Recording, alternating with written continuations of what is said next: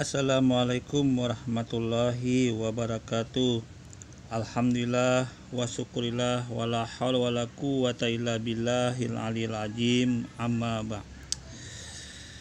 Pada video kali ini kembali Madia akan menganalisa satu akun yang bernama Albert, di mana di sini dia mencoba untuk menyerang ajaran Al-Quran atau membantah Al-Quran, yaitu surah An-Nisa ayat 157, yang mana di situ disampaikan dan dikatakan bahwa orang yang disalib itu bukanlah Nabi Isa atau Yesus Kristus sendiri, tetapi orang yang diserupakan.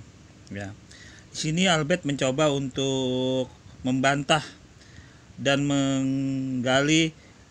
mencoba menggali orang yang diserupakan itu atau orang yang dimiripkan itu adalah orang yang disalib gitu loh. Dia mencoba membantah itu. Mari kita simak dulu argumen Pak Albert ini. Oke, go.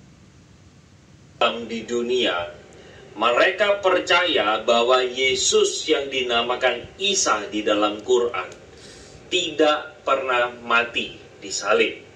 Sementara orang Kristen percaya bahwa Yesus mati disalib. Manakah yang benar dan manakah yang bisa kita percaya? Saksikan video saya untuk mendapatkan jawabannya. Mereka tak bunuh, mereka juga tidak menyalib kepada Nabi Isa, akan tetapi diserupakan oleh Allah Subhanahu wa taala.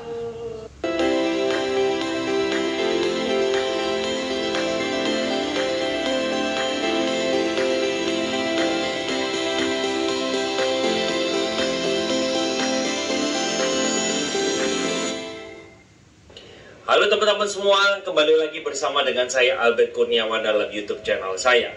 Seperti pertanyaan tadi di awal, apa yang saya katakan sebenarnya dilandaskan kepada satu pengajaran seorang ustadz yang saya ajak kita boleh bersama-sama saksikan apa yang dikatakan, dan ini yang menjadi isi atau teologi dari orang Islam atau Quran itu sendiri. Silakan kita saksikan bersama-sama pengajaran Ustadz ini. Kita sebagai seorang mukmin muslim percaya kalau Nabi Isa tidak dibunuh dan tidak disalib seperti mana didakwa oleh Yahudi dan juga Kristen. Nah teman-teman, kita sudah lihat dan dengar bersama-sama apa yang dikatakan oleh Ustadz ini, bahwa dipercaya oleh seluruh orang muslim bahwa semua orang Islam tidak percaya bahwa Yesus itu mati disalib. Teman-teman, video sebelumnya tentang kisah Yesus ataupun tentang catatan Injil, saya sudah mengatakan bahwa berita tentang Yesus itu sendiri yang patut dipercaya kalau kita berdasarkan dokumen di mana Yesus itu hidup. Saya sudah memberikan satu analogi, yaitu tentang Insinyur Soekarno. Ketika kita ingin meneliti sesuatu yang berkaitan dengan masa lalu, maka dokumen-dokumen yang dekat dengan orang hidup itu menjadi lebih bisa dipercaya dan lebih valid. Teman-teman, saya ajak kita untuk menyaksikan satu perkataan dari almarhum Bapak Ravi Zacharias. Dia adalah seorang apologis dari India, di mana dia menyatakan sebuah statement yang sangat kuat sekali. Nah, saya ajak kita saksikan bersama-sama apa yang dia katakan. Saksikan. Islam came about 500 to 600 years after Jesus, okay?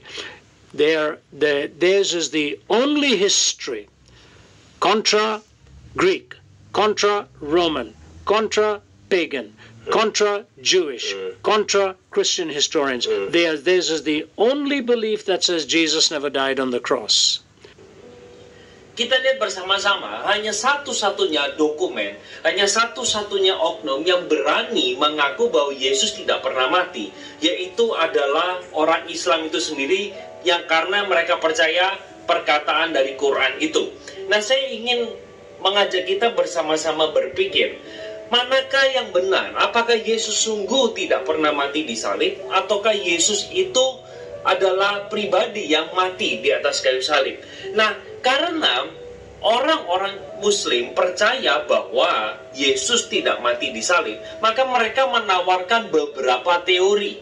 Mereka menawarkan beberapa penafsiran. Penafsiran yang pertama, mereka mengatakan bahwa Yesus itu hanya mati pingsan saja. Penafsiran yang kedua atau teori yang kedua mengatakan bahwa Yesus itu diserupakan wajahnya dengan seseorang, sehingga yang mati di atas kayu salib itu bukan Yesus.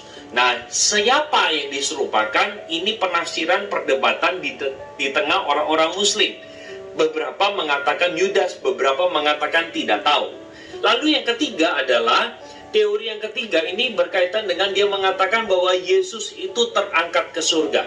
Nah, tiga teori ini dipakai oleh orang-orang Islam. Mereka percaya bahwa Yesus tidak mati di atas kayu salib. Maka muncullah tiga teori ini. Dan teori keempat, teori yang kita pegang, yaitu Yesus benar-benar mati. Nah, saya jelaskan dulu dari teori yang keempat. Teman-teman, teori bahwa Yesus benar-benar mati, ini bukan hanya dicatat oleh Alkitab. Kalau hanya dicatat oleh Alkitab, maka kita patut meragukan. Karena bisa saja kan, kalau Alkitab itu mengarang-arang. Contoh, analoginya begini. Semua masyarakat Indonesia tahu Presiden Indonesia sekarang tahun 2020 adalah Joko Widodo.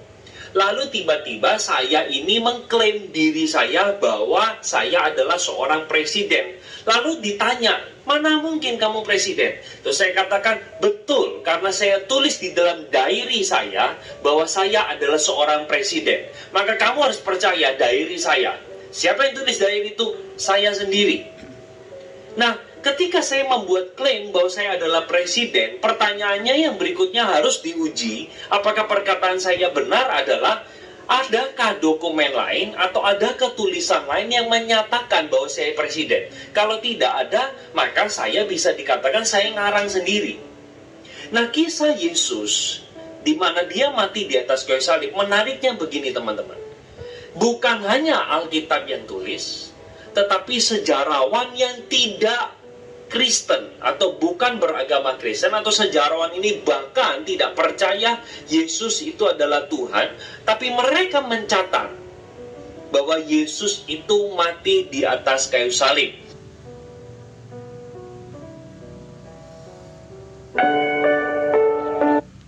Oke, di sini kembali Madia akan menanggapi dulu ya dari argumen Pak Albert ini mengenai ayat Al-Quran, yaitu surah An-Nisa 157.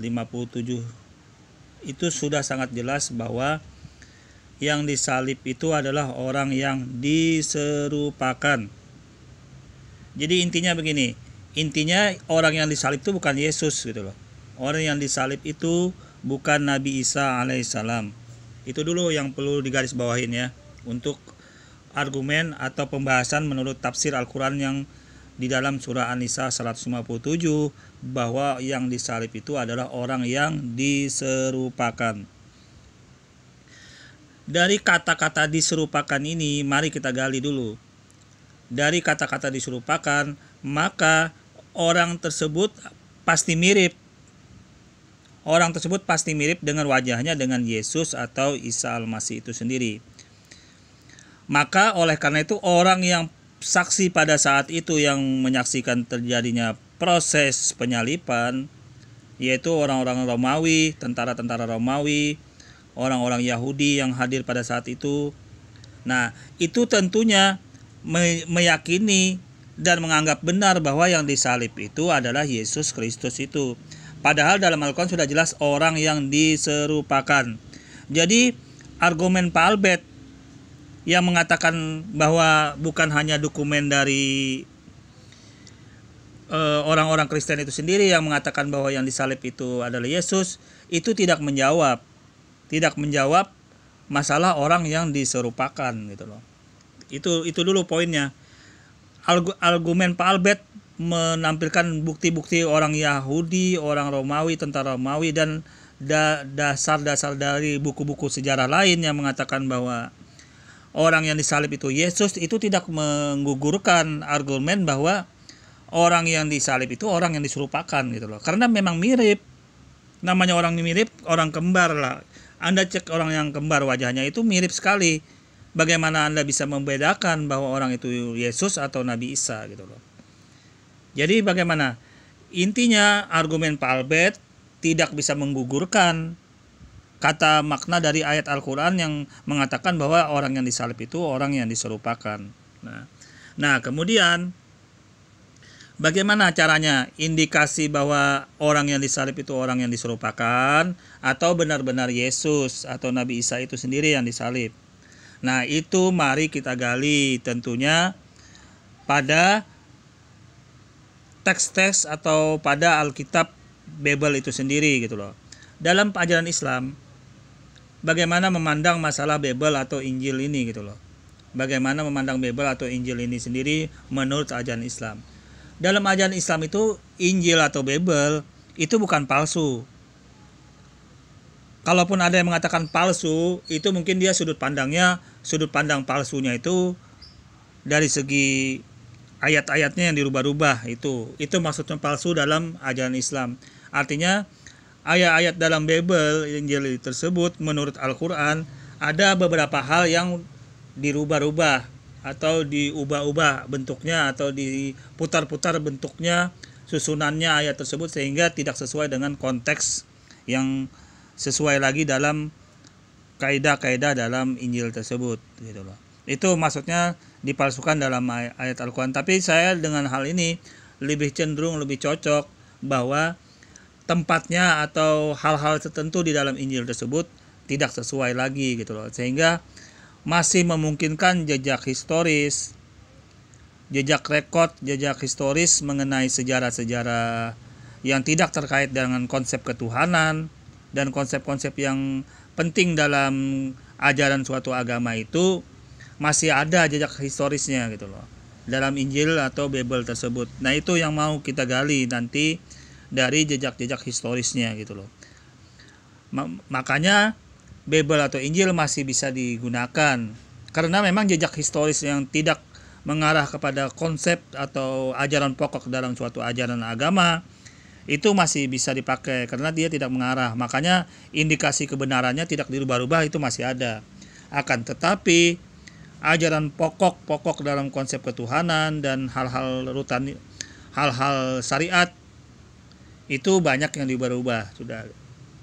Ya nggak usah jauh-jauh lah, contohnya masalah membuat patung, masalah berhitan, masalah makan babi, masalah konsep Tuhan. Nah itu yang masuk di dalam ajaran Al-Quran dalam Islam itu yang dirubah-rubah.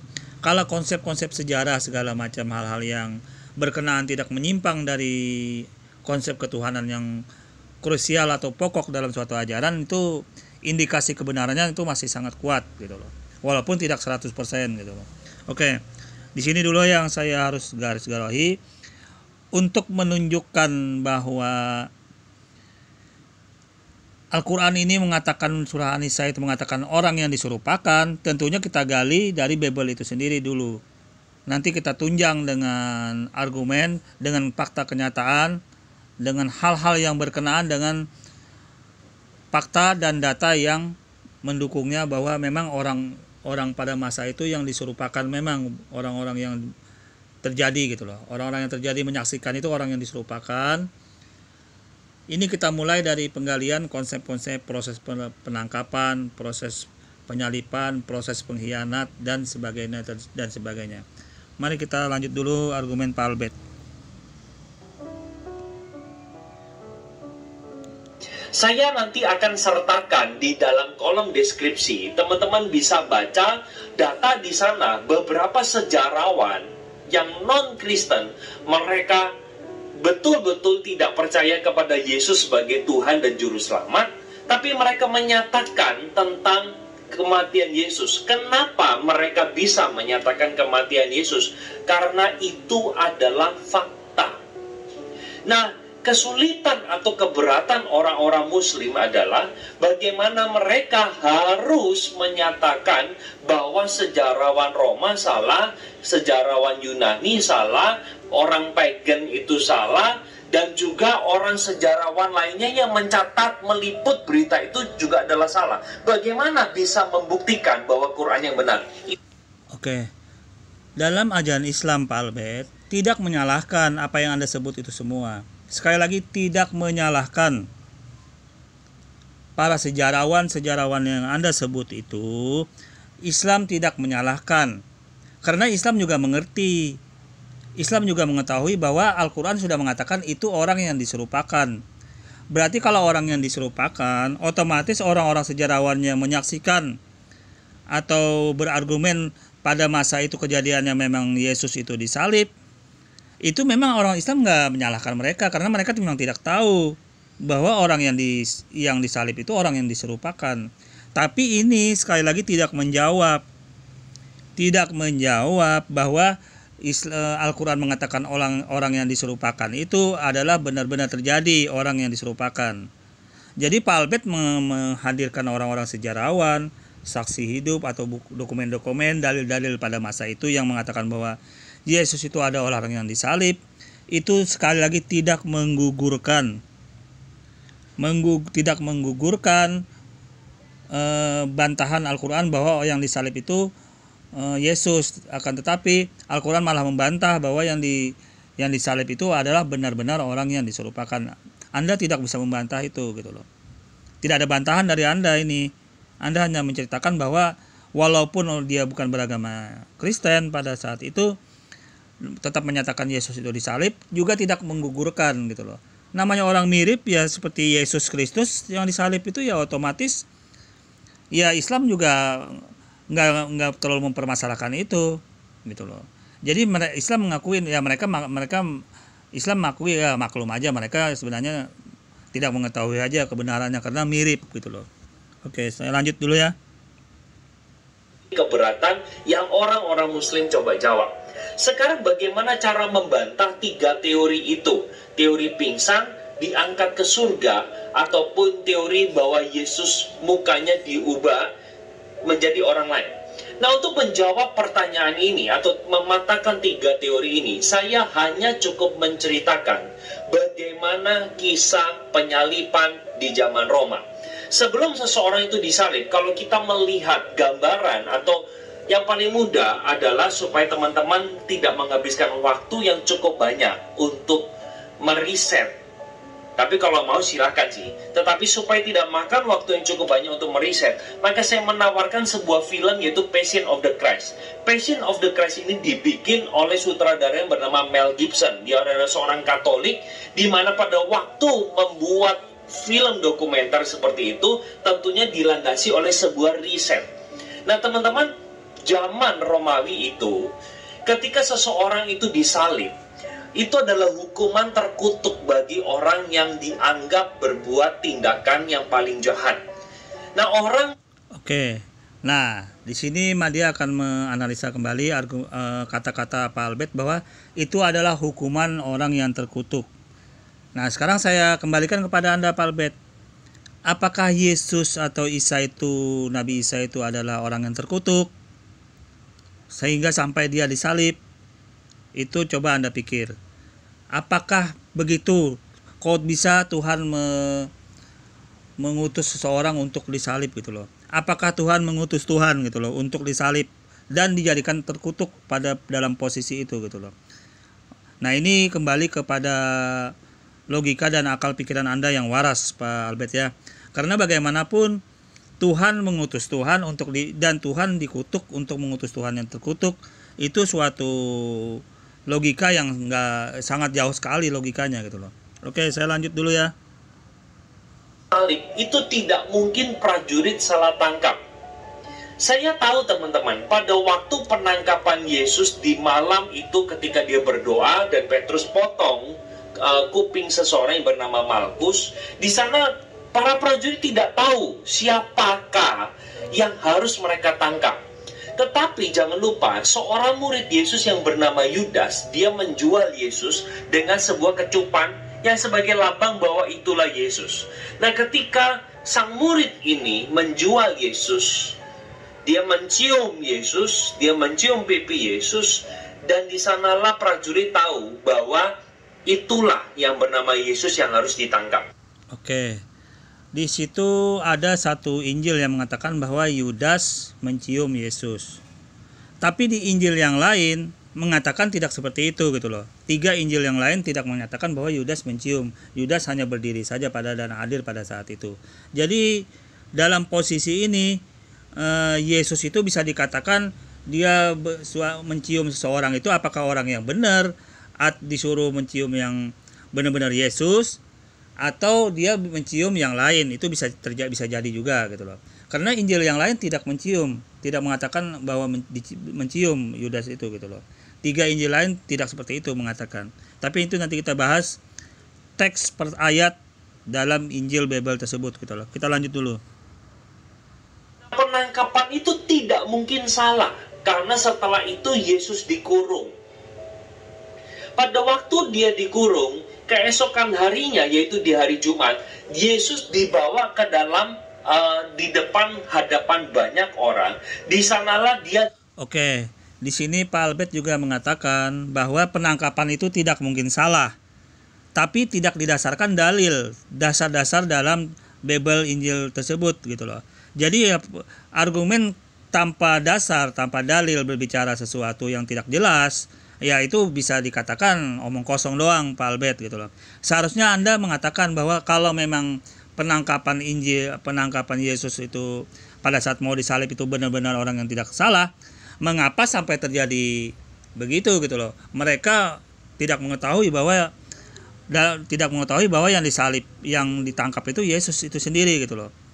Itu sudah digambarkan dalam Injil-Injil yang lain juga, bahwa mereka tidak yakin bahwa yang ditangkap itu adalah Yesus gitu loh. Sampai ada yang menolak dia 3 kali. Juga bahkan ada yang disyaratkan lain bahwa ada perlawanan dengan memotong kuping segala macam. Oke, untuk membahas ini saya akan kupas detailnya ayat per ayat agar tidak ada lagi yang bisa ditutup-tutupin gitu loh. Dan benar bahwa sebenarnya yang disalib itu siapa sih gitu loh. Yang diserupakan itu benar enggak Al-Qur'an ini mengatakan.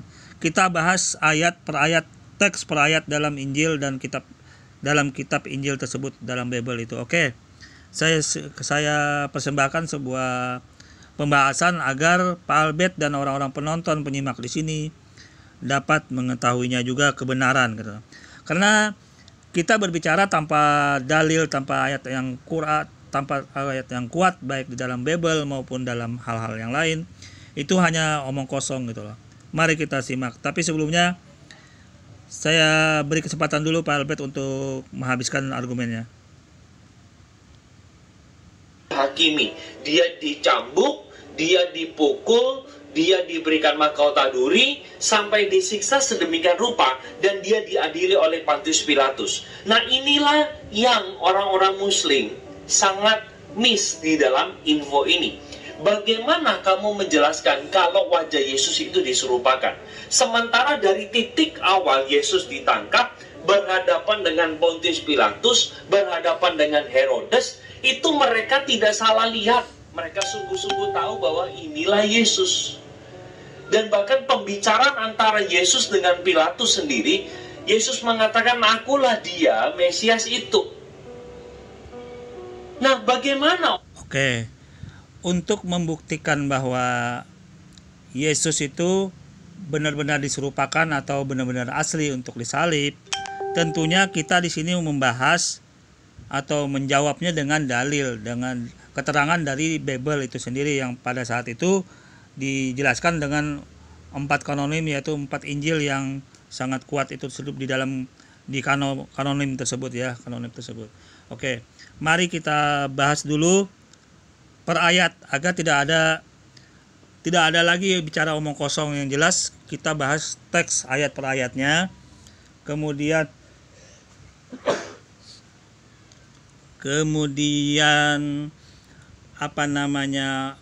arah indikasinya itu lebih kuat orang yang diserupakan, seperti argumen, seperti pernyataan Al-Quran dengan tegas bahwa itu orang yang diserupakan, atau indikasi dari keterangan Babel tersebut orang benar-benar Yesus yang disalib gitu loh. Mari kita bahas. Oke, go.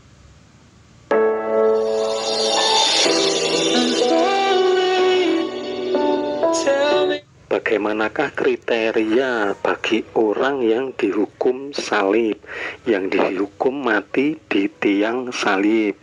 Ulangan 21 ayat 22. Apabila seorang berbuat dosa yang sepadan dengan hukuman mati, lalu ia dihukum mati, kemudian tergantung dia pada sebuah tiang. Nah, apakah Yesus itu punya dosa?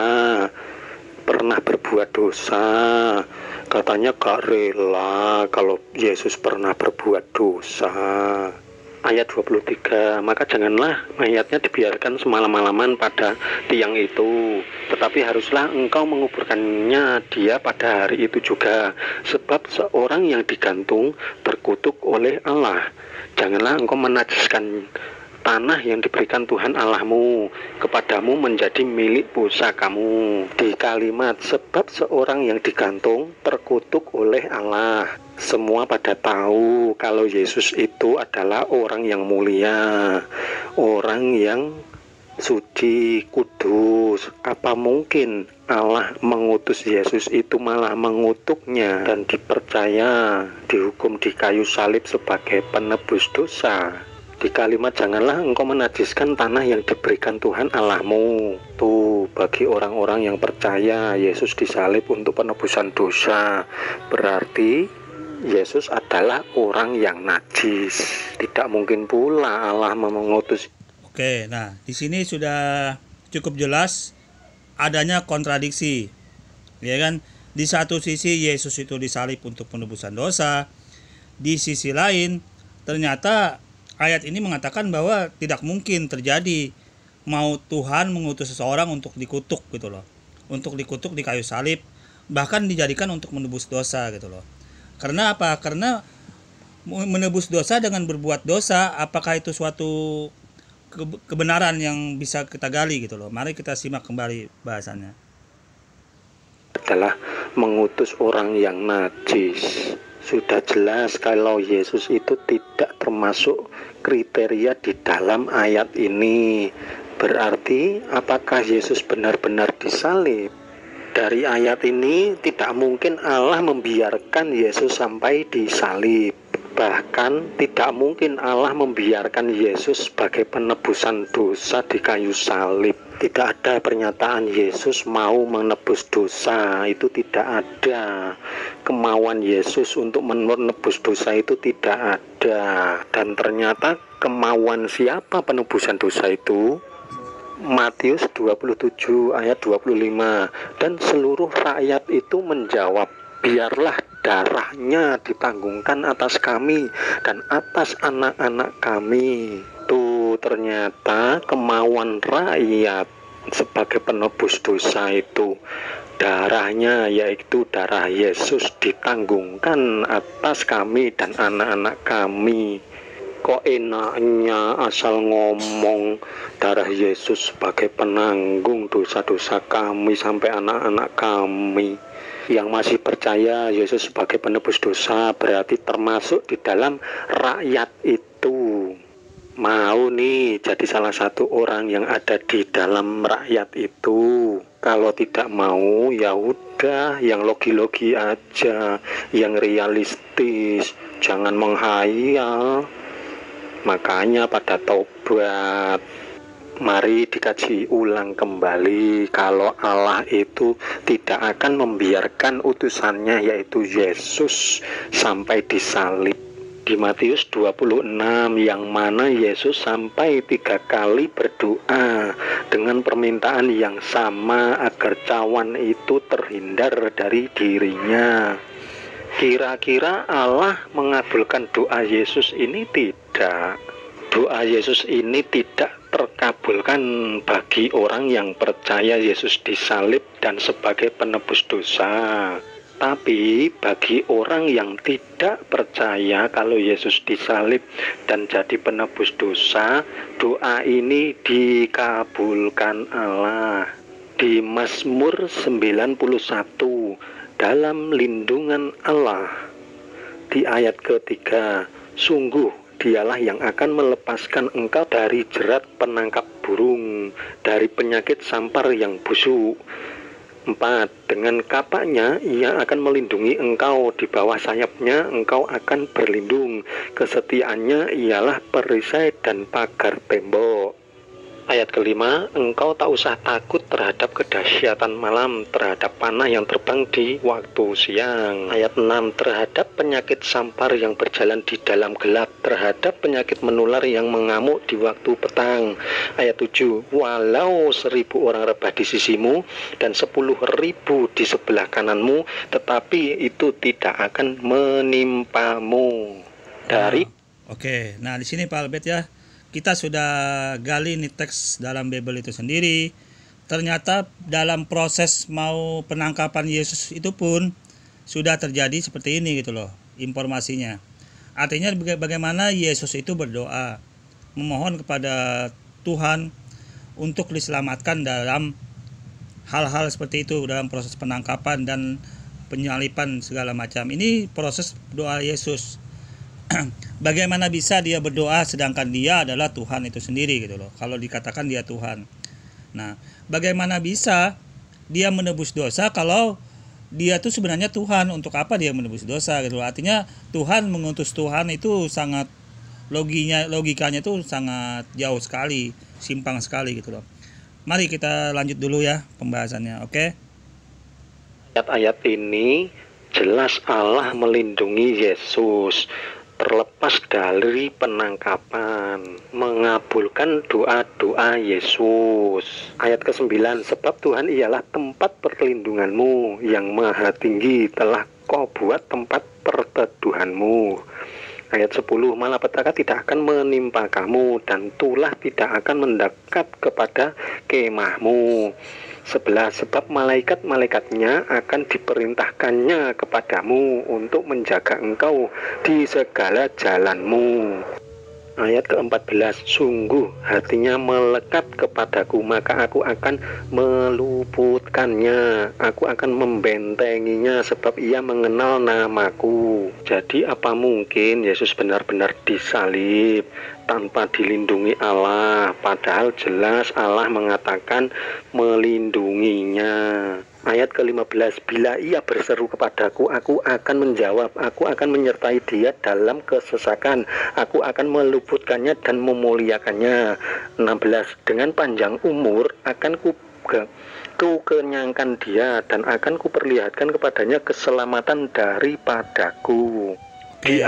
Oke, dari sini bisa kita analisa dulu ya Pak Albert ya. Ada dua subjek, artinya subjeknya itu Tuhan. Subjek yang kedua adalah Yesus sebagai Rasul Allah, itu sebagai orang yang diutus. Jadi dua subjek di sini sangat jelas dalam Bible ini mengatakan seperti itu.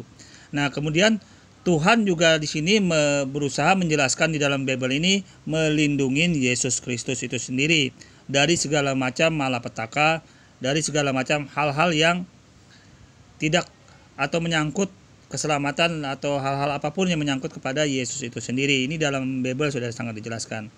Nah, kemudian dalam proses penyalipan tersebut kan ada sebagian mengatakan bahwa itu Yesus menyerahkan diri sendiri untuk dibunuh, untuk menebus dosa atau bunuh diri. Artinya begini, dalam posisi ini ayat ini sangat bertentangan sekali apabila ada yang mengatakan Tuhan mengutus Tuhan untuk menebus dosa.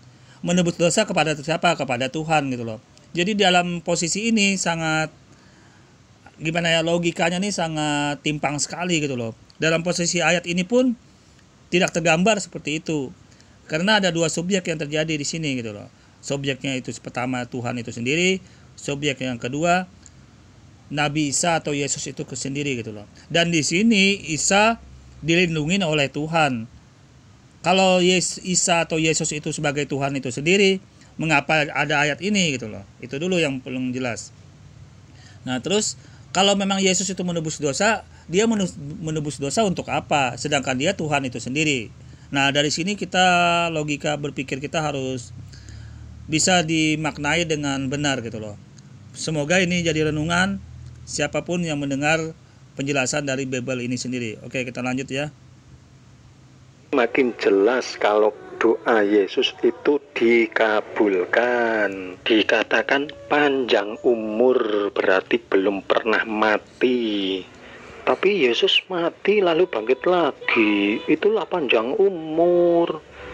Kami akan membuktikan ke depannya kalau yang disalib itu belum pernah mati. Di ayat 16 ini dikatakan akan kuperlihatkan kepadanya keselamatan daripadaku. Berarti Yesus selamat. Ini semua dari perkataan Allah, yang mana Yesus dilindungi, diselamatkan, dan terhindar dari penangkapan, dan tidak pernah disalib, karena tidak mungkin Allah malah menjadikan Yesus adalah orang yang terkutuk, orang yang najis, seperti yang sudah dikatakan di Ulangan 21 ayat 22 dan 23. Coba dikaji pas kejadian, apa benar Allah telah mengabulkan doa Yesus dan menyelamatkan Yesus? Kejadian pas Yesus ditangkap ini menurut Matius, karena menurut Yohanes berbeda lagi meskipun mirip. Di Matius 26 ayat 47, waktu Yesus masih berbicara, datanglah Yudas, salah seorang dari ke-12 murid itu, dan bersama-sama dia serombongan besar orang yang membawa pedang dan pentung, disuruh oleh imam-imam kepala dan tua-tua bangsa Yahudi. Dikatakan disuruh oleh imam-imam kepala dan tua-tua bangsa Yahudi, berarti imam-imam kepala dan tua-tua bangsa Yahudi tidak ikut. Cuman pesuruhnya yang untuk menangkap Yesus. Ayat 48, orang yang menyerahkan dia telah memberitahukan tanda ini kepada mereka.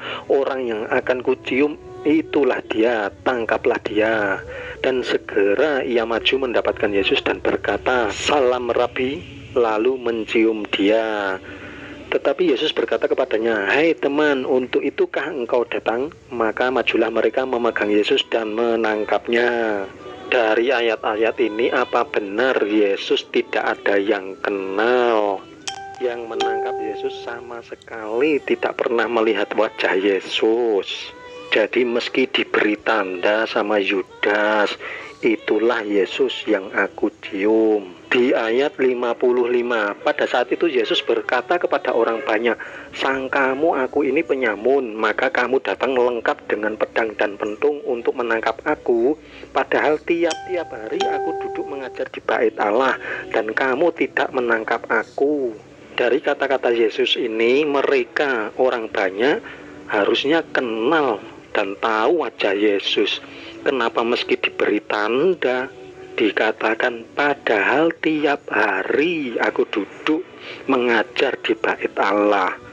Kan seharusnya sudah kenal, udah tahu wajah Yesus. Tidak perlu Yudas memberi tanda. Coba tanda bintang itu merujuk ke ayat mana? Lukas 19 ayat 47. Tiap-tiap hari ia mengajar di dalam bait Allah, imam-imam kepala dan ahli-ahli Taurat serta orang-orang terkemuka dari bangsa Israel berusaha untuk membinasakan dia.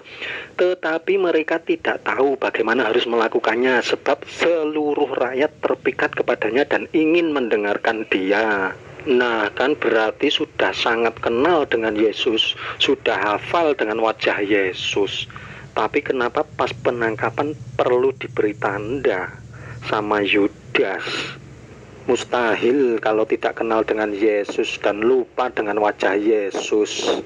Dari kisah ini, kemungkinan Yudas itu memang pengkhianat atau memang disuruh oleh Yesus agar memberi tanda kepada orang pengganti Yesus. Coba sekarang menurut Yohanes 18 ayat 1, setelah Yesus mengatakan semuanya itu, keluarlah ia dari situ bersama-sama dengan murid-muridnya, dan mereka pergi ke seberang sungai Kidron. Di situ ada suatu taman dan ia masuk ke taman itu bersama-sama dengan murid-muridnya. Ayat kedua, Yudas yang mengkhianati Yesus tahu juga tempat itu karena Yesus sering berkumpul di situ dengan murid-muridnya. Berarti di sini Yudas tidak memberi tanda kepada orang yang harus ditangkap itu yaitu Yesus, tetapi menunjukkan tempatnya. Ayat ketiga, maka datanglah Yudas juga ke situ dengan sepasukan prajurit dan penjaga-penjaga bait Allah yang disuruh oleh imam-imam kepala dan orang-orang Farisi, lengkap dengan lentera, suluh dan senjata. Ayat keempat, maka Yesus yang tahu semua yang akan menimpa dirinya maju ke depan dan berkata kepada mereka, siapakah yang kamu cari? Jawab mereka, Yesus dari Nazaret. Katanya kepada mereka, akulah dia. Yudas yang mengkhianati dia berdiri juga di situ bersama-sama mereka. Berarti Yudas memang tidak memberi tanda, tapi hanya menunjukkan tempatnya. Yang mau menangkap jelas-jelas tidak kenal dengan Yesus, tidak tahu wajah Yesus, sampai Yesus mengatakan akulah dia. Jadi ingat Jenderal Nasution yang digantikan Pierre Tendean, akulah dia, Nasution. Ayat ke-6, ketika ia berkata kepada mereka, akulah dia, mundurlah mereka dan jatuh ke tanah. 7, maka ia bertanya pula, siapakah yang kamu cari? Kata mereka, Yesus dari Nazaret. Jawab Yesus, telah kukatakan kepadamu, akulah dia. Jika aku yang kamu cari, biarkanlah mereka ini pergi. Kok bisa-bisanya mereka tidak ada yang kenal Yesus, tidak ada yang tahu wajah Yesus, sampai Yesus berkata, akulah dia, masih bertanya lagi. Oke, bagaimana Pak Albert? Nah, dari pembahasan dua Injil ini sudah mengatakan bahwa mereka benar-benar tidak tahu orang yang disalib itu benar-benar Yesus atau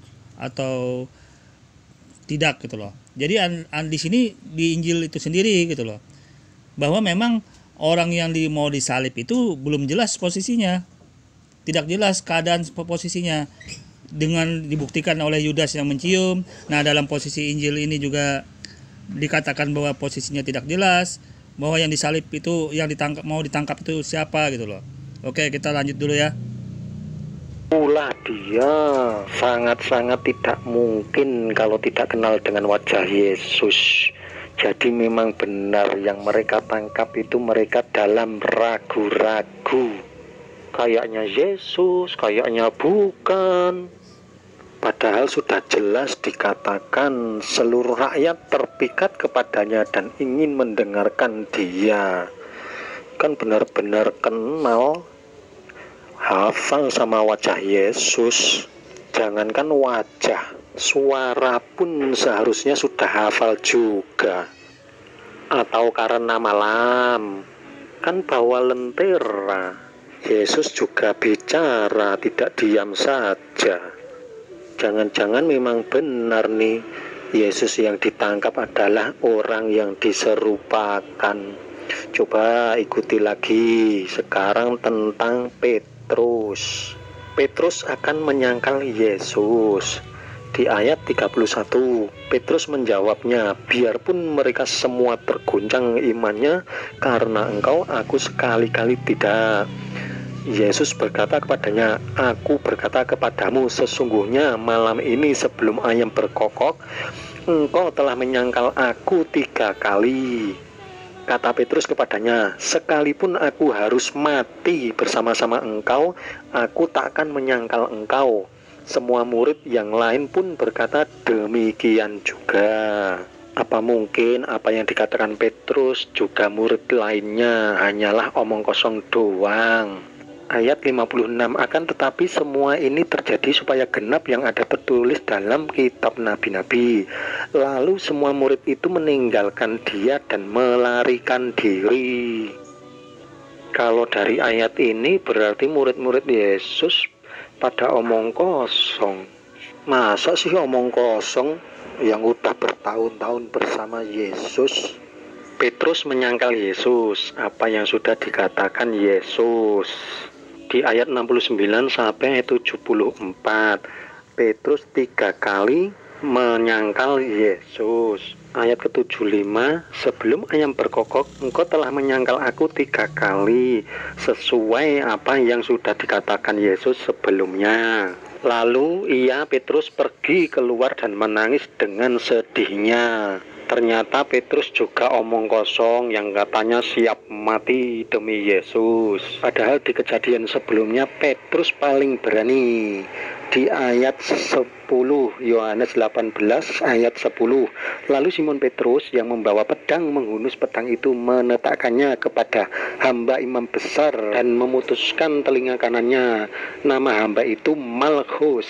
Apa benar murid-murid Yesus melarikan diri karena takut? Petrus menyangkal 3 kali karena takut.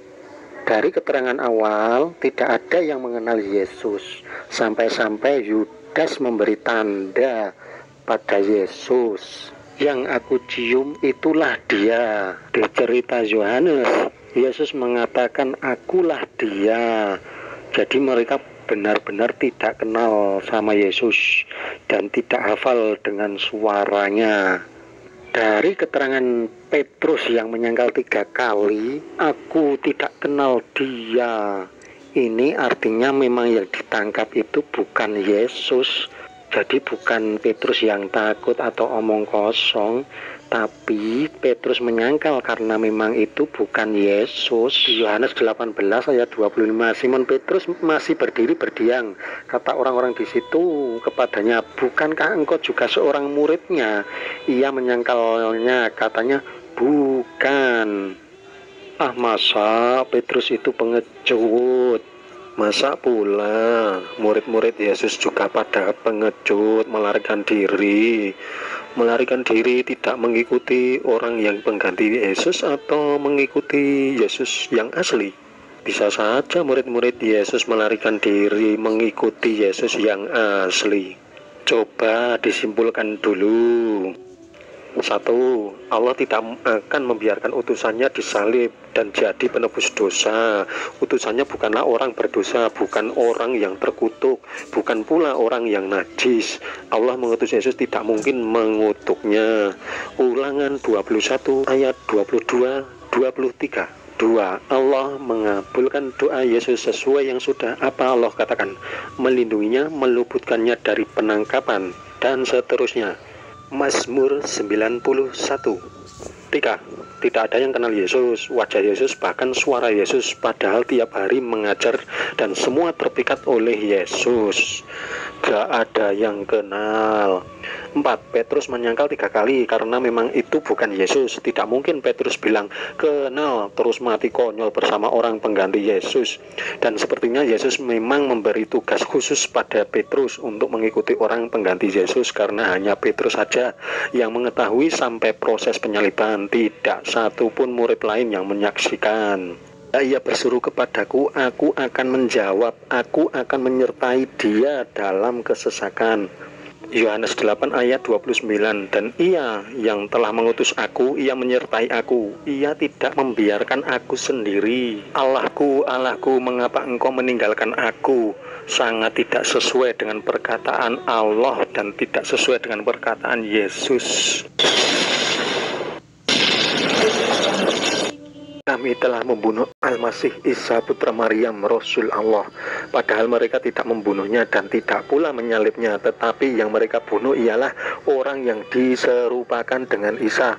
Sesungguhnya mereka yang berselisih pendapat tentang pembunuhan Isa selalu dalam keraguan-raguan tentang yang dibunuh itu. Mereka benar-benar tidak tahu siapa sebenarnya yang dibunuh itu, melainkan hanya mengikuti persangkaan belaka.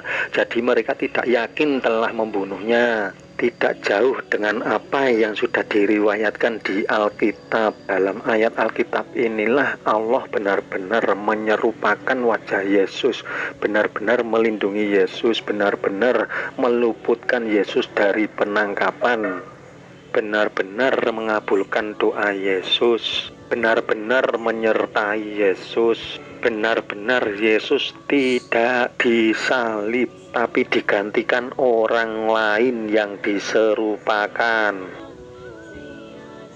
Apa kata Allah di Mazmur 91 ayat 8? Engkau hanya menontonnya dengan matamu sendiri dan melihat pembalasan terhadap orang-orang fasik. Sangat jelas Yesus tidak disalib, Yesus hanya menonton. Sekarang menjadi buah si malakama bagi orang yang percaya Yesus disalib dan penebus dosa. Jika percaya Yesus disalib dan sebagai penebus dosa, berarti sudah merendahkan Yesus. Yesus termasuk orang terkutuk dan najis. Pada waktu dia dikurung, keesokan harinya, yaitu di hari Jumat, Yesus dibawa ke dalam di depan hadapan banyak orang. Di sanalah dia dihakimi, dia dicambuk, dia dipukul, dia diberikan mahkota duri, sampai disiksa sedemikian rupa, dan dia diadili oleh Pontius Pilatus. Nah, inilah yang orang-orang Muslim sangat miss di dalam info ini. Bagaimana kamu menjelaskan kalau wajah Yesus itu diserupakan? Sementara dari titik awal Yesus ditangkap, berhadapan dengan Pontius Pilatus, berhadapan dengan Herodes, itu mereka tidak salah lihat. Mereka sungguh-sungguh tahu bahwa inilah Yesus. Dan bahkan Oke, dari argumen Anda Pak Albert, itu sudah sangat jelas. Dari 4 Injil, itu satu pun tidak ada yang menggambarkan bahwa itu benar-benar Yesus yang ditangkap. Isa Al-Masih itu benar-benar tidak ditangkap, benar-benar itu loh orangnya yang benar-benar ditangkap, itu tidak ada seperti itu. Bahkan Yudas itu mencium dulu. Berarti kalau mencium dulu berarti mereka tidak benar-benar mengetahui bahwa yang ditangkap itu adalah Yesus itu sendiri gitu loh. Karena dicium dulu tandanya pada masa itu. Nah, dan sedangkan di Injil yang lain tidak seperti itu menjelaskannya. Tapi penjelasan yang lain pun tidak menggambarkan bahwa yang benar-benar ditangkap itu Yesus atau Isa itu sendiri gitu loh.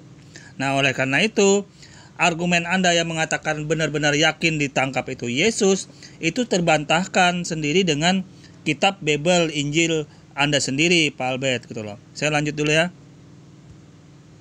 antara Yesus dengan Pilatus sendiri, Yesus mengatakan, akulah dia, Mesias itu. Nah, bagaimana orang-orang Islam menjawab info atau data ini?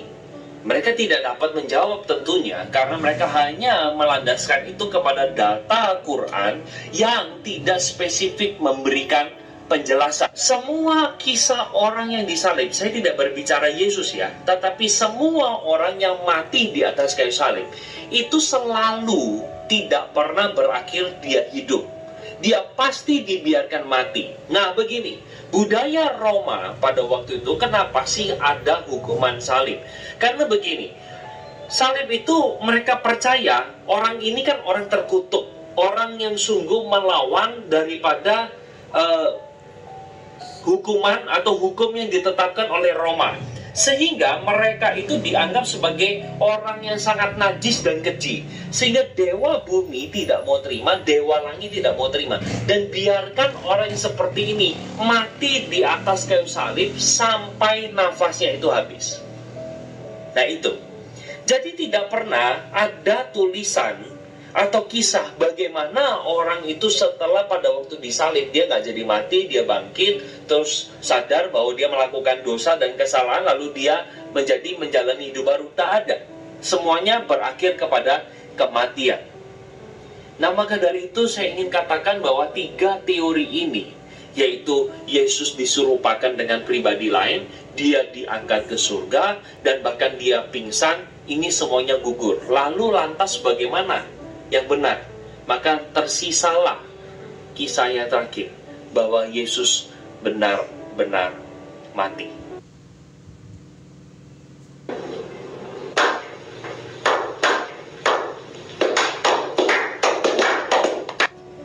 Teman-teman, ini menjadi sebuah fakta yang sangat kuat bagi setiap kita orang-orang Kristen.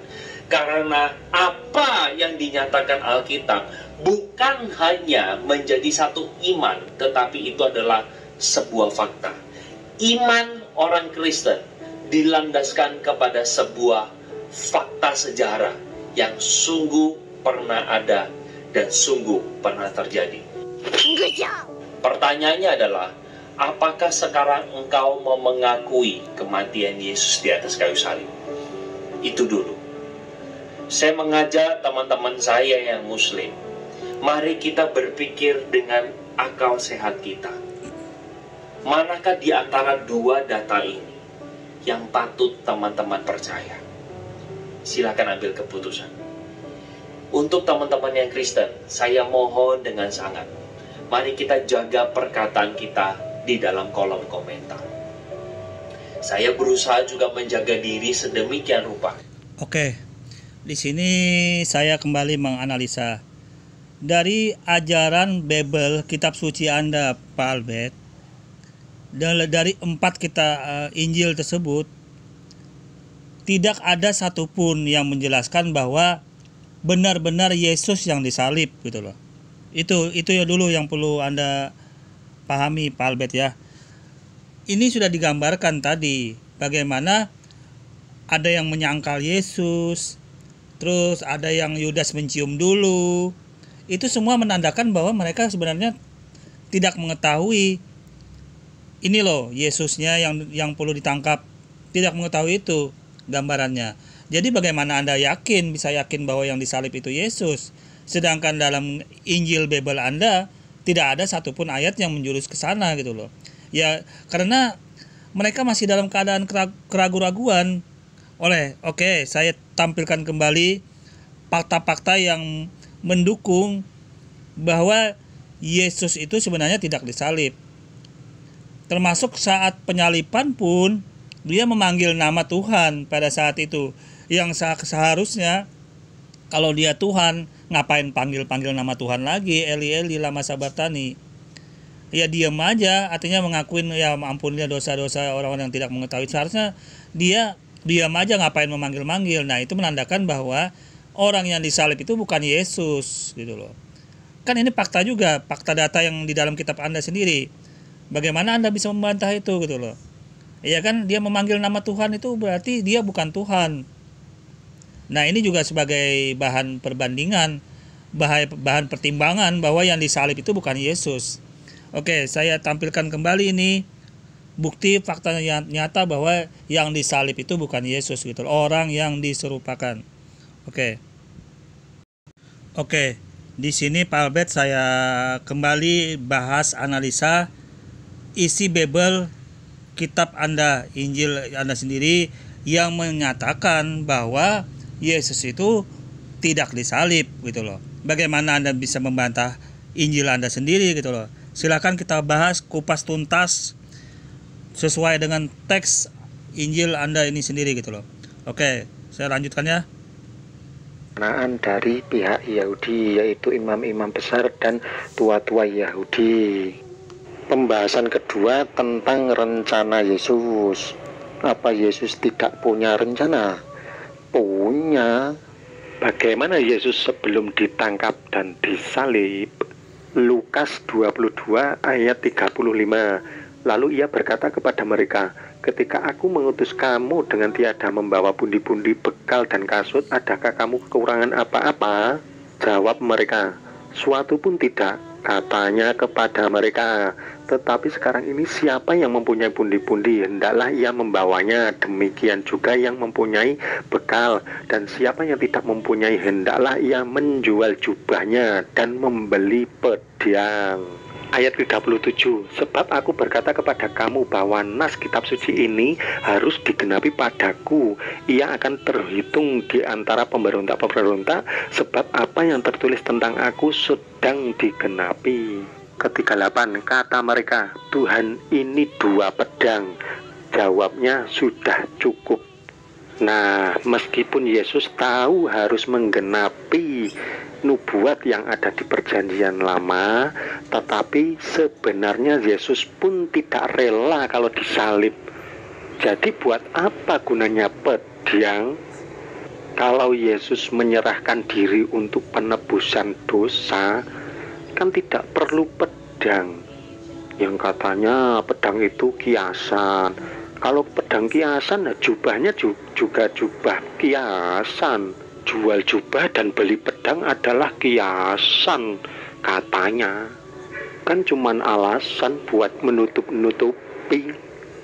Kalau Yesus sudah tahu dalam mengajarkan ajarannya itu beresiko, meskipun dihukum di kayu salib, tapi sebenarnya Yesus pribadi itu tidak rela kalau disalib. Tapi ya bagaimana lagi, namanya sudah nubuat yang harus digenapi. Jadi tidak ada itu penebusan dosa atas diri Yesus sendiri.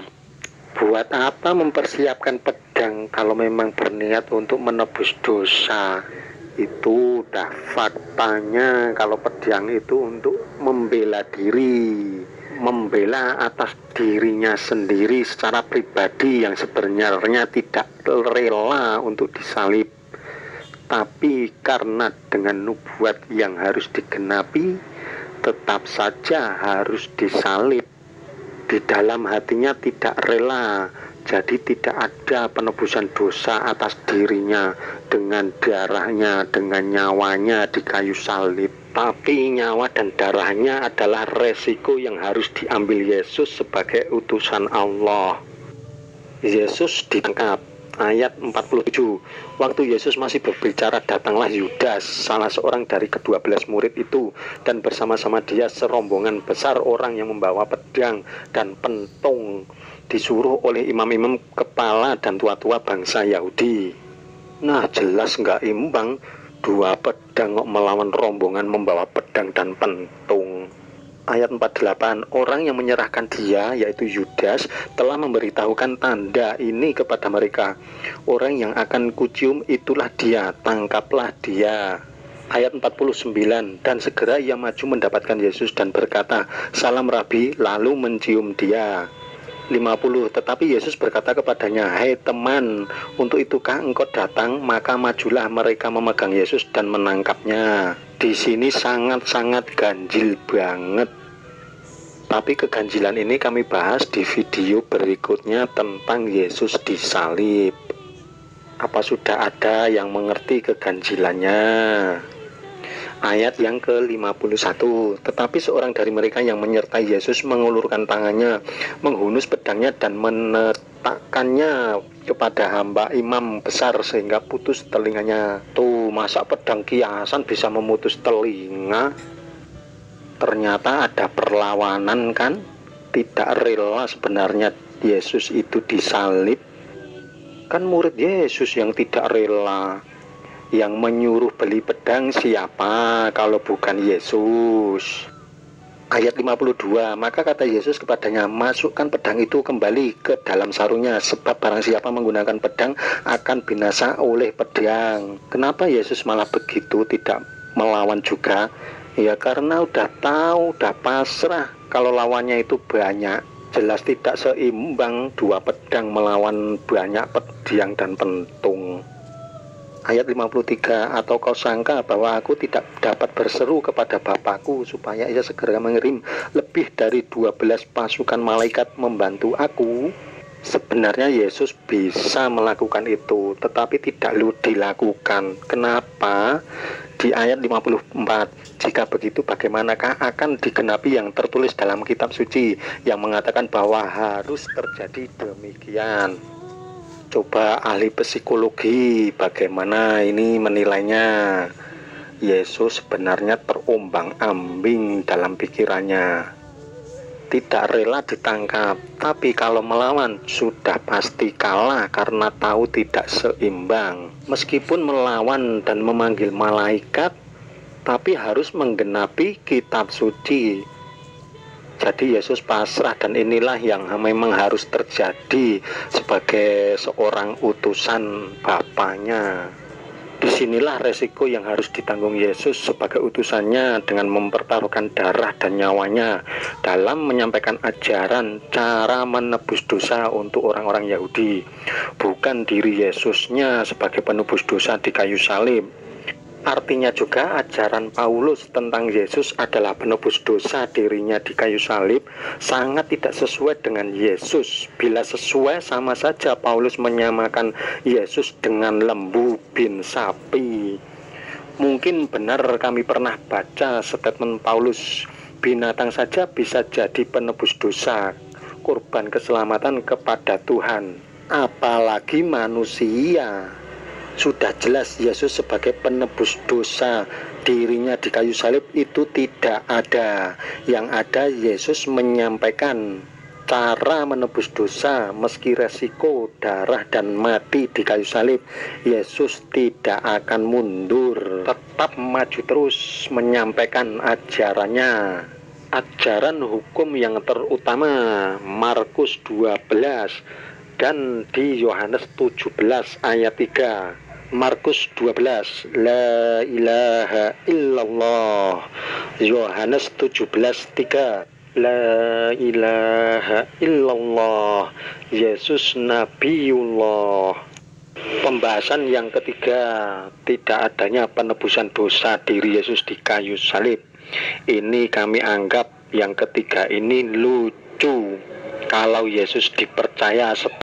Oke, mari kita simak analisa beberapa ustadz yang lain atau beberapa argumen yang lain mengenai masalah orang yang diserupakan atau yang disalib itu sendiri. Oke, mari kita simak. Itu bukan bunuh diri, karena menurut Anda Yesus mati dibunuh oleh makhluk. Nah, muncul pertanyaan, Pak, apakah Allah pernah dibunuh oleh makhluk? Apakah Allah menciptakan makhluk yang memiliki kemampuan untuk membinasakannya? Tentunya Anda akan menjawab tidak. Maka Pak, ya tak usah bertele-tele lagi ya, bahwa Yesus pasti bukanlah Allah. Nah, sepakat. Kemudian Yesus katamu adalah tumbal untuk menebus dosa manusia. Nah, ini pertanyaan yang sering ditanyakan kepada umat Kristen. Kepada siapa tumbal diserahkan? Pak, kita lihat Pak, kaum pemuja setan ya, membunuh manusia sebagai tumbal. Tumbalnya ini dipersembahkan kepada setan. Ya, kemudian Yesus katamu sebagai tumbal. Ya, mati sebagai tumbal. Kepada siapa tumbal ini diserahkan? Apakah kepada Tuhan? Artinya begini Pak, ada pribadi lain yang memang lebih berkuasa daripada Yesus. Nah, sementara Yesus hanyalah orang yang suci yang disiapkan sebagai tumbal. Jadi ada dua Pak ya. Yesus ini hanya dipersiapkan sebagai tumbal, dan tumbal ini serahkan kepada yang berhak menerima tumbal. Kalau Yesus sebagai tumbal, maka Yesus ini dibunuh untuk diserahkan kepada Tuhan. Tentu begitu ya. Nah, kalau kita memakai konsep Anda Pak, ini pun bermasalah, karena yang namanya penembusan dosa itu ya harusnya bisa membuat orang tak lagi memikul dosa. Oke? Tetapi Yesus malah menembus dosa dengan cara membuat orang berdosa. Kenapa bisa begini? Ya, membunuh adalah dosa besar Pak. Anda pasti tahu itu. Membunuh Yesus tentu adalah dosa. Dan Yesus merancang konsep penebusan dosa dengan cara orang harus membunuhnya terlebih dahulu. Ya, karena ini skenario Yesus ya. Yesus menebus dosa, orang-orang ini harus membunuh Yesus terlebih dahulu. Kemudian menurut Bible, orang yang mati di tiang salib adalah orang terkutuk Pak. Ini menurut Bible ya. Apakah Yesus memang sedia mati sebagai orang terkutuk? Nah, ini pertanyaan harus Anda jawab nih. Kalau benar Yesus mati sebagai orang terkutuk, ini jelas membuktikan Yesus ini bukan Tuhan. Karena yang mengutuk tentunya adalah Tuhan. Sedangkan yang terkutuk adalah orang yang mati di tiang. Sedangkan Tuhan tentu tak pernah mengutuk dirinya sendiri. Maka Pak, pastilah Yesus bukan Tuhan. Karena orang yang mengutuk dengan orang yang terkutuk pastilah berbeda. Jadi lagi-lagi terjawab bahwa Yesus jelas bukan Tuhan. Lalu kemudian Anda menyatakan saat Yesus masih kecil, Yesus belum siap untuk mati. Dan bahkan Anda sendiri yang menunjukkan bukti-bukti dan dalil-dalil bahwa Yesus takut mati. Artinya Pak, sebenarnya otak Anda sudah mulai berpikir bahwa Yesus memang hanyalah manusia yang takut akan kematian. Namun, perkataan-perkataan Anda masih menyatakan bahwa Yesus takut mati karena belum waktunya. Nah, jadi ini kita bicara soal waktu sekarang nih. Saat Yesus masih kecil dan belum waktunya, jelas Yesus bukan Tuhan. dan memang belum waktunya. Buktinya, Yesus dengan sangat jelas menyatakan bahwa Allah lebih besar dari dirinya. Maka belum waktunya kitab umat Kristen kita sebut sebagai firman Allah. Karena Yesus berkata saat masih kecil dan belum waktunya. Faktanya sampai Yesus mati di kayu salib pun Yesus masih tetap mengakui bahwa Allah lebih besar dari dirinya. Lihatlah ketika Yesus berdoa, "Ya Allah, ampunilah mereka karena mereka tidak tahu apa yang mereka perbuat." Di kitab lainnya, setelah minum anggur asam, Yesus berkata, "Telah selesai." Lalu Yesus menundukkan kepala dan menyerahkan nyawanya. Nah, Pak, kepada siapakah Yesus menyerahkan nyawanya? Jelas kepada Allah, Sang Pencipta dan Pemilik nyawa. Nah, ini pun membuktikan bahwa Yesus bukan Tuhan. Nah, lalu kebangkitan Yesus. Anda sudah mengakui bahwa kebangkitan Yesus memang atas kuasa Allah. Dan Yesus tak berkuasa atas hidup dan matinya. Nah, justru dalam Al-Quran, Allah menyatakan bahwa manusia lahir, mati, bangkit, hidup kembali. Nah, maka Pak, Anda tadi sudah berbohong menurut saya ya. Mengatakan di Al-Quran tidak membicarakan soal kebangkitan, Anda jelas ini mengada-ada. Kalau yang membangkitkan Yesus adalah Allah, maka jelas Yesus bukan Allah. Nah, itu harus Anda garis bawah ya. Karena kalau tidak dibangkitkan oleh Allah, Yesus jelas tak akan bangkit. Oke, Pak? Nah, ini cocok dengan pengakuanmu, Pak, bahwa Yesus dibangkitkan oleh Allah karena Yesus tak kuasa bangkit sendiri. Ya? Oke. Gimana mau bangkit sendiri? Naik keledai saja Yesus harus dibantu. Jadi hidup Yesus ini bergantung kepada orang lain, Pak. Jelas Yesus ini bukan Tuhan. Lalu ketakutan Yesus atas kematian. Nah, ini jelas dapat kita saksikan bagaimana Yesus sembunyi dan kabur yang menjelang detik-detik Yudas menunjukkan tempat persembunyiannya. Nah, bagaimana Yesus berdoa karena sangat ketakutan sampai keringatnya menetes seperti darah. Tuhan tentu tak akan setakut ini menghadapi kematian, Pak. Kecuali Yesus lupa bahwa dia adalah Tuhan. Ya kan? Bahkan Yesus tak bisa tidur saking gelisahnya. Kegelisahan ini karena Yesus tak tahu apa yang akan terjadi padanya. Kalau Yesus tak tahu apa yang terjadi terhadap dirinya, tentu Yesus ini bukan Tuhan, Pak. Ya. Sedangkan kalau Yesus ini tahu tentang nasibnya, tentu dia akan santai-santai saja ya. Toh dia Tuhan, dia tak akan merasa sakit, dia tak akan mati. Tetapi tak begitu dengan Yesus, karena Yesus jelas Yesus bukan Tuhan. Siapa namanya, Petrus ya, disebut iblis oleh Yesus. Ini tak logis ya, karena seluruh murid pasti tahu bahwa Yesus memang diutus untuk mati. Nah, apalagi katamu tadi ya, Yesus berkali-kali menyebutkan itu. Nah, tentu seluruh muridnya tahu bahwa Yesus ini memang diutus untuk mati, ya kan? Tetapi nampaknya murid-murid tak satu pun tahu tentang hal ini. Ya, artinya itu pengetahuan dari mana? Ini yang jadi pertanyaan ini. Jadi Yesus masih disalib ini pemahaman dari mana? Sementara murid-murid Yesus saja tak tahu tentang hal ini. Nah, ini mencurigakan sebenarnya, Pak ya. Karena terlalu banyak kejanggalan dalam kontroversi penyaliban Yesus ini. Jadi Pak, sejauh ini komentarmu hanyalah membuktikan bahwa Yesus memang bukanlah Tuhan.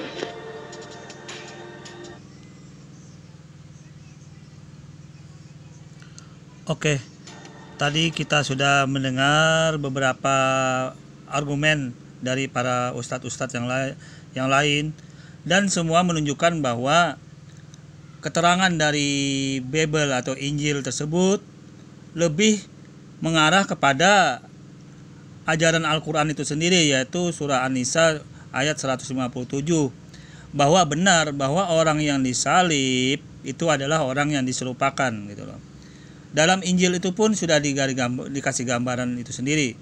Bagaimana persiapan, bagaimana ketakutan, bagaimana perlawanan dari Yesus itu sendiri pada saat mau disalib. Jadi itu sudah menggambarkan bahwa orang yang disalib itu sebenarnya orang yang diserupakan. Dan siapa yang menolong untuk menyerupakan itu tentunya Allah Subhanahu wa Ta'ala. Makanya ditolong oleh Allah, diserupakan dengan wajah yang lain. Sehingga tidak menjawab kalau ada orang mengatakan bahwa yang disalib itu benar-benar Yesus. Tidak juga menjawab seperti itu. tidak mematahkan lobby atau tidak mematahkan argumen yang mengatakan orang Yesus itu atau Al-Quran mengatakan bahwa Yesus itu orang yang diserupakan itu yang dibunuh, yang disalib, itu tidak dibantah Pak Albert oleh Anda sendiri maupun dari kitab Anda itu sendiri gitu loh. Justru dalam kitab Anda itu menggambarkan, mendukung argumen dari Al-Quran itu sendiri dalam Quran An-Nisa ayat 157. Oke, saya kira cukup jelas ya bahwa sebenarnya fakta nyatanya kitab Anda sendiri pun yang sebagai bahan rujukan Anda Pak Albert itu sangat menjelaskan bahwa orang yang disalib itu bukan orang yang benar-benar Yesus atau orang yang benar-benar Nabi Isa itu sendiri. Kurang lebihnya saya mohon maaf. Wassalamualaikum warahmatullahi wabarakatuh.